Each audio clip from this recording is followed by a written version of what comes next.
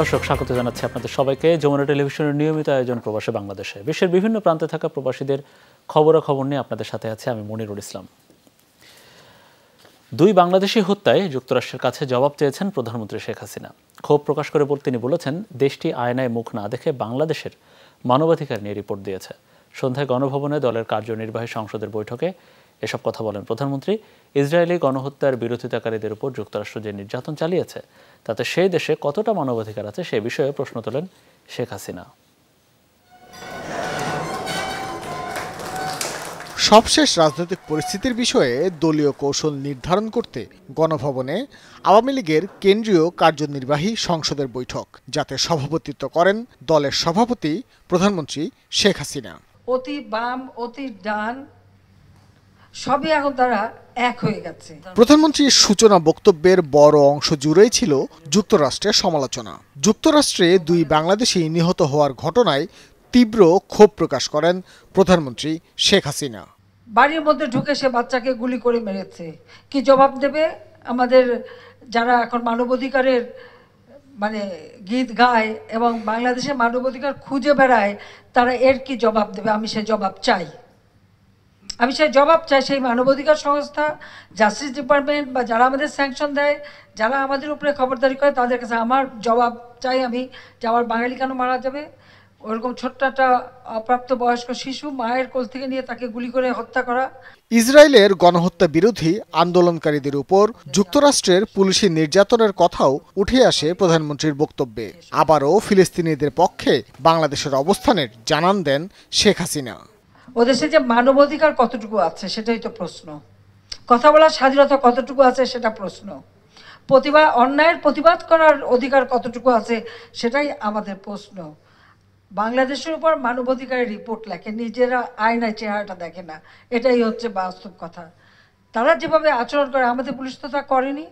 ধৈর্যের পরিচয় দিতে যে উল্টো তারা মার খেয়েছে বিএনপির হাতে, তারা যেভাবে মাটিতে ফেলে মেরেছে। আজকে যদি আমেরিকার একটা পুলিশের গায়ে যদি এভাবে কোনো দলের লোক হাত দিত, তারা কি করত? ভোট চুরি করে যারা ক্ষমতায় গিয়েছে তারাই এখন গণতন্ত্র নিয়ে কথা বলছে বলেও জানান আওয়ামী লীগ সভাপতি। আর এখনো একটা দল যার কোনো মাথামুন্ডু নাই। তাদের যিনি চেয়ারম্যান ছিলেন তিনি সাজাপ্রাপ্ত আসামি, যিনি দায়িত্বপ্রাপ্ত চেয়ারম্যান সেও সাজাপ্রাপ্ত আসামি এবং দেশান্তরী। আমরা ডিজিটাল বাংলাদেশ করেছি, যে সেই সুবাদে সারাক্ষণ অনলাইনে শুধু নির্দেশ দেয় এবং সেই সিদ্ধান্তেরও ঠিক ঠিকানা নাই। আজকে এরে বহিষ্কার করে, কালকে আবার তারে দলে বিদায় নেয়, কালকে আবার ওরে বহিষ্কার করে, তাকে দল বিদায় নেয়। তাদের কোনো সিদ্ধান্ত নেই। আর নির্বাচন করবে না আমাদের অধীনে। আমাদের অধীনে নির্বাচন নিয়ে প্রশ্ন তোলার কে তারা? এক বছরেরও কম সময়ের মধ্যে পদ্মা সেতু থেকে আদায়কৃত 1500 কোটি টাকার টোল বাংলাদেশের সক্ষমতার কথাই জানান দেয় বলেও উল্লেখ করেন সরকার প্রধান। সব ব্যয়টায় ধরে সেটাকে রেখে এরপরে যে লাভটা হয় এটা কিন্তু সেইটুকু। ভাস্কর ভাদুরী, যমুনা নিউজ, ঢাকা। রোহিঙ্গা সংকট সমাধান নিয়ে প্রধানমন্ত্রীর মুখ্য সচিব মোহাম্মদ তোফাজ্জল হোসেন মিয়ার সাথে আলোচনা করেছেন ঢাকায় নিযুক্ত বিভিন্ন দেশের রাষ্ট্রদূত, হাই কমিশনার ও আন্তর্জাতিক সংস্থার প্রতিনিধিরা। দুপুরে প্রধানমন্ত্রীর কার্যালয়ে একটা আলোচনা সভা অনুষ্ঠিত হয়। সভায় রোহিঙ্গাদের নিজ দেশে প্রত্যাবাসন, স্থানীয়দের উপর বিরূপ প্রভাব ও তাদের কর্মসংস্থান সৃষ্টিসহ রোহিঙ্গা সংকট সমাধানের বিভিন্ন বিষয় নিয়ে আলোচনা হয়। প্রধানমন্ত্রীর মুখ্য সচিব এ সময় বলেন, রোহিঙ্গাদের তাদের নিজ দেশে প্রত্যাবাসন করা বাংলাদেশ সরকারের প্রধান লক্ষ্য। এ বিষয়ে দ্রুত ও স্থায়ী সমাধানে জাতিসংঘ সহ আন্তর্জাতিক সম্প্রদায়ের জোরালো ভূমিকা পালনের উপর বিশেষ গুরুত্ব আরোপ করেন তিনি। আলোচনা সভায় উপস্থিত রাষ্ট্রদূত ও হাইকমিশনারগণ রোহিঙ্গাদের আশ্রয় দেয় বাংলাদেশ সরকারের প্রশংসা করেন এবং রোহিঙ্গা সংকট নিরসনে তাদের সরকারের প্রচেষ্টা অব্যাহত রাখার প্রতিশ্রুতি দেন। Send a message that a safe, sustainable and dignified return of the Rohingyas is the solution to the problem, and all the Rohingyas should go back to their place of origin. So this is very important. The international community financing is more or less reduced, but we all are trying to continue so that they can have a meaningful life here. ভাগ্য বদলের আশায় পাড়ি দিয়েছিলেন ভারতে, কিন্তু পড়েন মানব পাচারের কবলে। প্রায় 1.5 বছর ধরে চলে অমানবিক নির্যাতন। প্রাণ হাতে নিয়ে কোনো মতে পালিয়ে পশ্চিমবঙ্গে আশ্রয় নেন নারায়ণগঞ্জের এক ভুক্তভোগী নারী। মঙ্গলবার ভারত বাংলাদেশের মধ্যস্থতায় দেশে ফেরেন তিনি। বর্ণনা দেন নিজের লোমহর্ষক কাহিনীর। ভারতে লোভনীয় চাকরির টোপ দেওয়া হবে, বিউটি পার্লারে কাজ করার সুযোগ, এমন প্রস্তাব পেয়ে পাচারকারীদের খপ্পরে পড়েন নারায়ণগঞ্জের এক নারী। পৌঁছে যান দিল্লি। জোর করে প্রায় 1.5 বছর করানো হয় দেহ ব্যবসা। এরপর একদিন ফাঁক বুঝে পালিয়ে আসেন কলকাতায়। সেখানেই দেখা হয় পশ্চিমবঙ্গের হ্যাম রেডিওর সম্পাদক অম্বরীশ বাবুর সঙ্গে। পরে কলকাতার একটি সেফ হোমে আশ্রয় হয় ওই নারীর।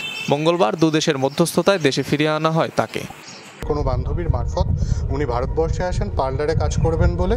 তারপর নানান বেআইনি কাজকর্ম এমনকি দেহ ব্যবসাতেও উনি জড়িয়ে পড়েন এবং দিল্লি সহ একাধিক রাজ্যে উনি পৌঁছে যান।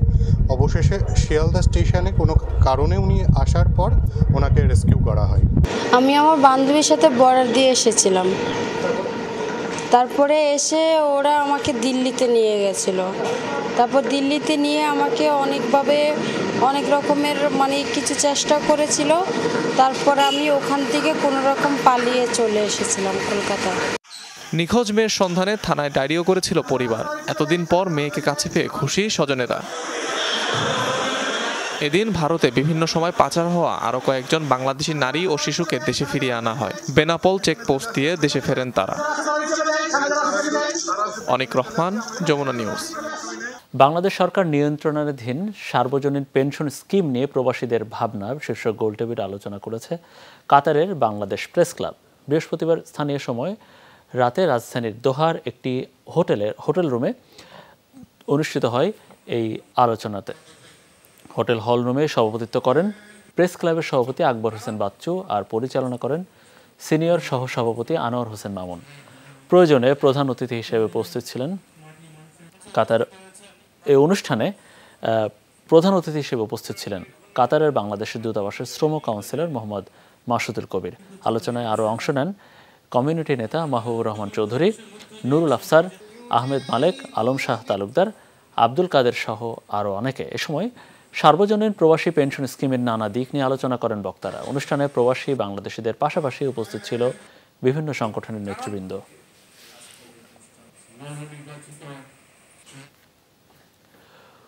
1991 সালের ভয়ার ঘূর্ণিঝড়ে নিহতদের স্মরণে আলোচনা সভা ও দোয়া মাহফিল করেছে কাতারের সন্দ্বীপ সমিতি। সোমবার রাজধানীর দোহার স্থানীয় একটি হোটেলে অনুষ্ঠানটির আয়োজন করা হয়। এতে সভাপতিত্ব করেন সংগঠনের সভাপতি সিআইপি রফিকুল ইসলাম হিলাল এবং সঞ্চালনা করেন আকবর হোসেন বাচ্চু। এই আয়োজনে প্রধান অতিথি হিসেবে উপস্থিত ছিলেন কাতারের বাংলাদেশ কমিউনিটির সভাপতি আনোয়ার হোসেন আকন। বিশেষ অতিথি হিসেবে ছিলেন সন্দ্বীপ সমিতির উপদেষ্টা শিল্পপতি নুরুল মুস্তফা খোকন, সিনিয়র সহসভাপতি মাওলানা কেফায়েতুল্লাহ।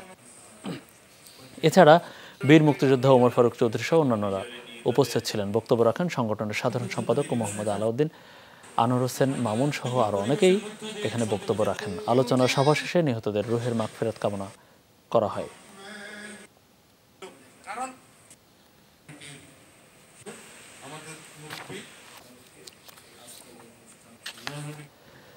যুক্তরাজ্যে অনুষ্ঠিত হল প্রবাসী বাংলাদেশিদের সংবর্ধনা অনুষ্ঠান। সংবর্ধনা দেওয়া হয় স্কটিশ পার্লামেন্টের সদস্য ফয়সাল হোসেন চৌধুরীকে।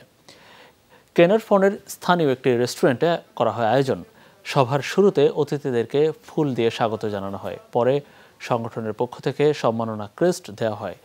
এরপর আলোচনা সভায় যোগ দেন বক্তারা। অতিথি হিসেবে বক্তব্য রাখেন মাহি ফেরদাউস, আব্দুল মালিক, আব্দুল সালাম, আজাদ উদ্দিন ও রোকসানা রাজা সহ আরও অনেকে। অনুষ্ঠানে সভাপতিত্ব করেন সাংবাদিক শাহজানুর রাজা এবং পরিচালনা করেন সৈয়দ সাদেক আহমেদ। আপনারা যদি মেইনস্ট্রিম পলিটিক্সে জড়িত হন, আপনি আপনার কমিউনিটিতে এবং আপনার যে দেশ থেকে আপনার পূর্বপুরুষরা আইছেন তারা আপনারা হেল্প করতে পারবা। আজকে যে সম্বর্ধনা আসিল নর্থ ওয়েলসে পাগনা ফয়সলরে যেটা সম্মান দেওয়া হয়েছে, সম্মানই মানুষের সম্মান পাইতো। আমরা যদি তারা রেকগনাইজ না করি তাহলে আমরা কমিউনিটিতে ইন্সপিরেশন বাড়তো না যে অন্যান্যরা এদিকে আগুয়ে আইতো না। So I am quite please যে আমি এটার পার্ট হইতাম পারছি। রাফায় স্থল অভিযানের প্রসঙ্গে নানামুখী চাপে ইসরায়েলি প্রধানমন্ত্রী। একদিকে দেশটির কট্টর ইহুদি নেতাদের দাবি যে কোনো মূল্যে অভিযান চালানো হোক রাফায়। অন্যদিকে আগ্রাসী ভূমিকা না যেতে নেতানিয়াহুকে সতর্ক করছেন বিশ্ব নেতারা। এমনকি যুক্তরাষ্ট্র বলছে রাফায় কোনো অভিযান তারা সমর্থন করবে না।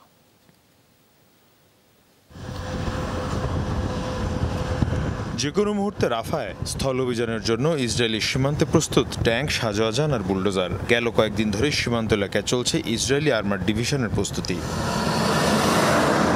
বেশ কিছুদিন ধরে আলোচনা চলছে রাফায় ইসরায়েলি বাহিনীর অভিযান নিয়ে। বেনিয়ামিন নেতানিয়াহুর ওপর যে কোনো মূল্যে শহরটিতে স্থল অভিযানের বিষয়ে চাপ বাড়ছে প্রশাসনের পক্ষ থেকেই। একদিকে গাজায় অস্ত্রবিরতি, অন্যদিকে রাফায় স্থল অভিযান। কোন পথে যাবেন ইসরায়েলি প্রধানমন্ত্রী, তাই নিয়ে সৃষ্টি হয়েছে জটিলতার। যদি নেতানিয়াহু সমঝোতা করেন এবং রাফায় স্থল অভিযান না চালান, তাহলে তিনি জনগণের সাথে বেইমানি করবেন। তার সরকারকে নেতৃত্ব দেওয়ার কোনো অধিকার নেই। এখন তিনি কি করবেন সেই সিদ্ধান্ত তাকেই নিতে হবে। এদিকে রাফায় স্থল অভিযান না চালাতে চাপ বাড়ছে নেতানিয়াহুর ওপর। রিয়াদে ওয়ার্ল্ড ইকোনমিক ফোরামের অধিবেশনে মধ্যপ্রাচ্যের দেশগুলোর নেতারা রীতিমতো ক্ষোভ ঝাড়েন তেল আবিবের ওপর। রাফায় অভিযান কোনোভাবেই সমর্থনযোগ্য নয় বলে মন্তব্য যুক্তরাষ্ট্রের। গাজায় বাসিন্দারা আশ্রয় হারিয়ে রাফায় ঠাঁই নিয়েছেন। লাখ লাখ মানুষ মিশরের রাফা ক্রসিং এর মধ্যে ছুটাছুটি করছেন। এই অবস্থায় যদি সেখানে স্থল অভিযান হয়, তাহলে দুর্ভোগ নরকের পরিস্থিতিকেও ছাড়িয়ে যাবে।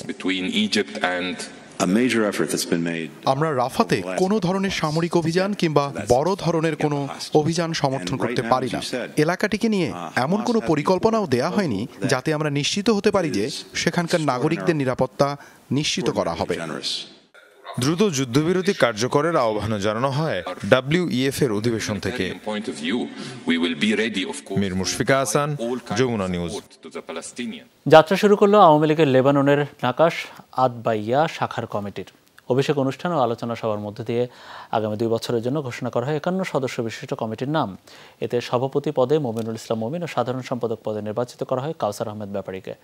কমিটিতে প্রধান উপদেষ্টা পদে আব্বাস প্রধান ও সিনিয়র সহসভাপতি হিসেবে শুভ আহমেদকে মনোনীত করা হয়েছে। অনুষ্ঠানের প্রধান অতিথি হিসেবে উপস্থিত ছিলেন লেবানন আওয়ামী লীগের সভাপতি সৈয়দ বাবুল মিয়া। এছাড়াও বিশেষ অতিথি ছিলেন আবুল কাশেম সাদি, বাবুল মুন্সি, আনোয়ার হোসেন সবুজ, কামরুল ইসলাম বাবু ও রানা ভুইয়া।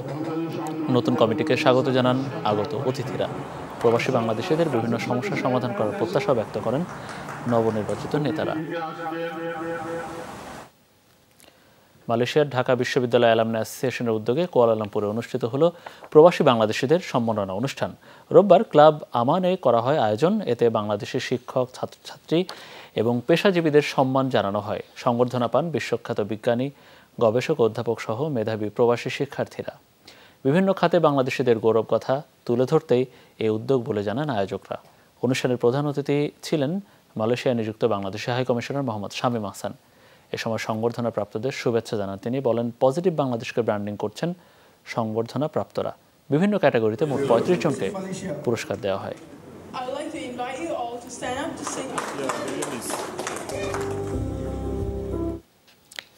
সৌদি আরবে অনুষ্ঠিত হলো ফেনীর দাগন ভূঁইয়া প্রবাসী ফাউন্ডেশনের দ্বিবার্ষিক সম্মেলন।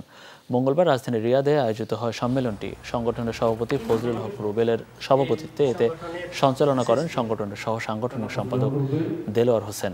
উদ্বোধক হিসেবে উপস্থিত ছিলেন কেন্দ্রীয় কমিটির সভাপতি ইঞ্জিনিয়ার সেলিম উদ্দিন। এছাড়াও প্রধান অতিথি হিসেবে উপস্থিত ছিলেন প্রধান উপদেষ্টা আব্দুল কুদ্দুস বিক্রম। বক্তব্য রাখেন আব্দুল মুহিত আপোলো এবং মোহাম্মদ রনি, আব্দুল শহীদ লিটন ও জাফরুল্লাহ সহ অনেকে। অনুষ্ঠানে রিয়াদে অবস্থানরত প্রবাসী ছাড়াও উপস্থিত ছিলেন বিভিন্ন সংগঠনের নেতাকর্মীরা। দর্শকেরা, এই ছিল আমাদের প্রবাসী বাংলাদেশের আয়োজনে। এতক্ষণ আমাদের সাথে থাকার জন্য আপনাদের সবাইকে অনেক অনেক ধন্যবাদ।